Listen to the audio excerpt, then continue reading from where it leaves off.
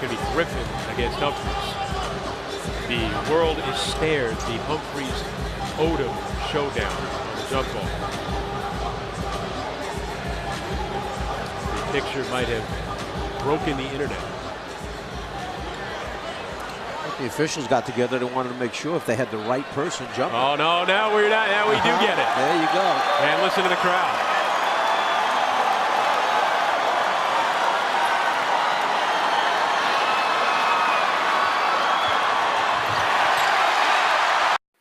The fact that the announcers know who these women are and what the people want to see just proves the point of the title. I think that there's a Kardashian curse. I think they take too much attention away from the stars that they're supposed to be attention on, like i.e. Miss Curry does. But we'll talk about her later. That's another subject at another time. But on a side note, damn, Khloe is tall. Like, is she a shooting guard or something? Damn, OJ, you gave her your jeans, didn't you? Like, I don't know if she ready to like pose for a magazine or dunk on them motherfucker. Like, anyway, I'm sorry, I got sidetracked. Let's go ahead and get into the video. I hope you like it. Hits in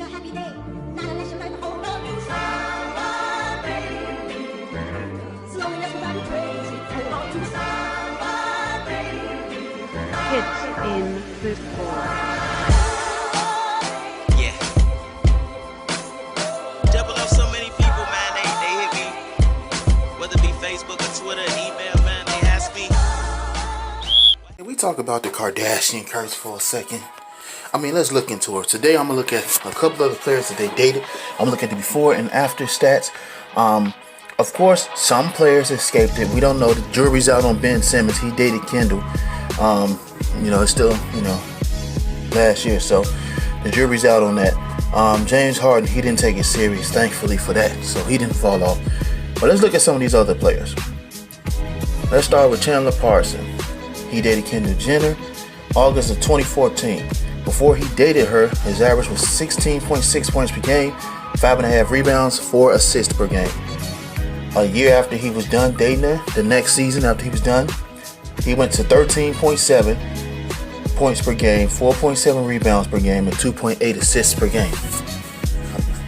We also look at D'Angelo Russell, who dated Kendall Jenner in 2015 of November. Before he dated her, his numbers was 13.2 points per game, 3.4 assists per game, 5.1 assists per game. After, his scoring went up to 15.6. His rebounds went up. You just say they stayed the same at 3.5. His assist total went down though to 4.8. We look at Jordan Clarkson, who dated Kendall in December of 2016. His scoring before he dated her was 15.5, 4 rebounds per game, 2.4 steals per game. After he was done dating her, his next season he went 14.5 points per game. His scoring went down, rebounds went down to 3 per game, and his assist went up to 3.3 per game. However, he did have a bounce back season last year at 16.8 points per game, 3.3 rebounds per game, and 2.4 assists per game. So he bounced back from that. We look at Blake Griffin. He dated Kendall Jenner from August 2017 to April 2018. His scoring before he dated her was 21.6, 8.1 rebounds per game, 4.9 assists per game. After he was done with her, his scoring went down to 19.8 per game. His rebounds went down to 6.6 per game. His assist, however, went up 6.2 per game. Now, some might say his usage changed when he went to the Pistons, but I mean, even still though, I understand the scoring going down, but the rebounds shouldn't have went down. However, the assists went up, so maybe he learned how to pass them around. Anyway, let's look at the next thing. Khloe Kardashian. The first guy she dated was Rashad McCants. She dated him from December 2008 to January 2009. His scoring before was 14.9. His rebounds were 2.7 per game. His assists was 2.2 per game. After she done dating him, he went down to 10.3 points per game. He stayed about the same with rebounds, 2 per game. He stayed about the same with assists per game, 1.5 per game. After that, also, he was pretty much out of the league. He said that dating Khloe was his worst mistake. She took all the focus off of him, and he lost out on a lot of money. Let's look at next. She dated Lamar Odom. She married Lamar Odom, actually, They was together from August 2009 to December 2013. And if we look, before he dated her, he was 11.3 points per game, 2.6 rebounds per game, and 1 assist per game. After she was done, before the OD, I'm sorry, I had to put that out there. He did 4 points per game, 8.4 rebounds per game. His rebounds went up like crazy. Probably because he was rebounding all that fucking money he had to spend to keep her in that makeup. I'm just saying, man, you dating OJ daughter. She not a cheap bitch. Anyway, his assist went to 3.7 per game.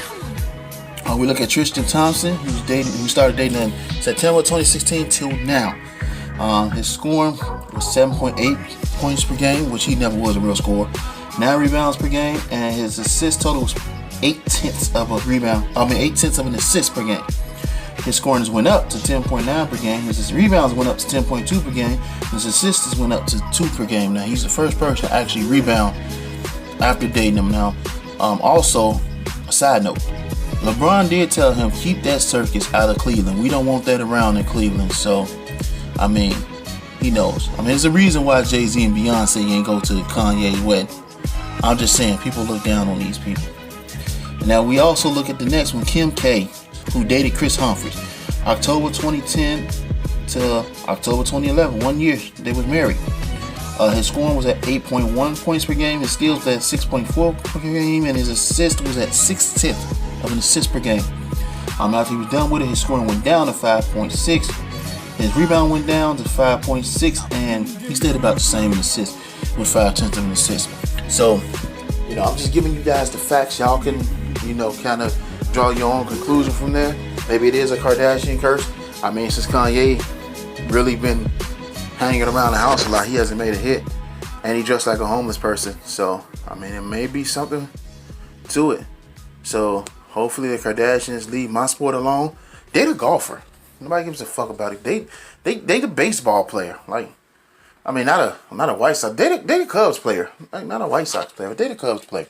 I wouldn't be mad at you for that. Maybe a Dodger. I don't care about the, either one of them. Boston.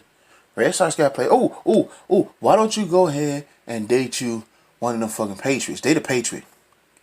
Nobody can date a Patriot. You could date a Cowboy.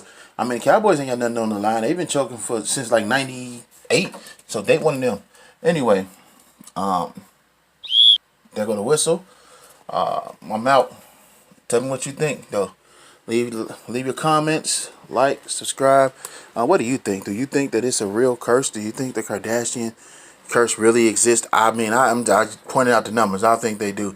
I think the Kardashians takes a lot of attention from the players, and they draw it on themselves. And I think that's why they date these athletes, because these athletes actually put them in position to get more exposure. Lamar Odom put Khloe in a position to get more exposure. If it weren't for Lamar Odom, ain't no way in fuck James Harden would have even heard about him. Kendall got with Blake Griffin. Her exposure has gone through the roof. Kanye ain't noticed Kim until she was dating Chris Humphries. So, I mean, obviously they're getting something out of it. But do you think the curse is real? Again, like, comment, subscribe. Let me get on out of here. Before I get out of here, if Marvel does do a She-Hulk movie, they could put Chloe in it. I could see her playing She-Hulk. That'd be dope. Yeah, that wasn't a dig. I mean, I'm just being honest. I'm a Marvel fan. I think she could play She-Hulk since China died. Anyway, I'm out.